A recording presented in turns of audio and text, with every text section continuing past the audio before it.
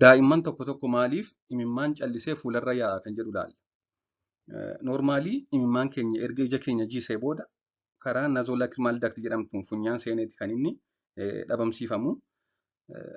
Kun egaa noormaalii kan ta'edha. Haa ta'u malee daa'imman tokko tokko biratti daandiin imimmaan ijaa funyaanitti geessitu kun uumamaan cufaa ta'uun sababa kanaan kan ka'e yeroo imimmaan sirriitti oomishamu jechuunis naannoo ji'a tokkoo jechuudha. Imimmaan gara funyaanii waan hin seenneef gama ijaa sanaan fuularra asii gadi yaa'a. Hanga ji'a tokkootti daa'imman imimmaan baay'ee hin qabanii. Ji'a tokko booda kan imimmaan oomishamuu jalqabu. Ji'a tokko booda imimmaan erga ija jiisee booda karaa naazolaakrimaal daaktii jedhamtu funyaan seenee dhabamsiifama. Isheen karaan ijarraa gara funyaan imimmaan seenu kun yoo cufaa taate uumamaan ji'a tokko booda daa'imman imimmaan gama tokkoon qofa gama wanti kun cufaa ta'een qofa fuularra yaa'a jechuudha imimmaan funyaan waan seenuu dhabeef. Kun egaa infekshinii miti waan ta'eef daawaa adda addaan itti dibuudhaan kan fayyu miti. Kan maatiin gochuu qabanis akka armaan gadiitti. Kanneen daa'imman akkasii qaban maal gochuu qabu?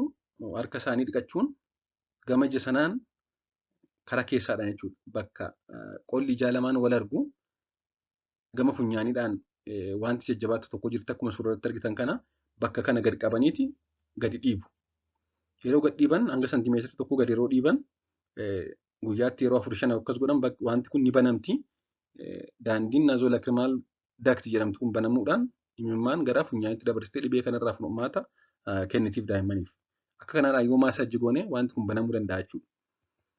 Akkasumas yoo qolli ijaa xiqqoo dhiita'ee kan jiruu fi akkasumas gama sanaan cimmiyaan yookaan udaan ijaa kan jedhamtu cimmiyaan yoo jiraate bishaan danfe qabbaneessinee fooxaadhaan jiisnee ija sanatti gad qabnee ija sana qulqulleessuun barbaachisaadha jechuudha.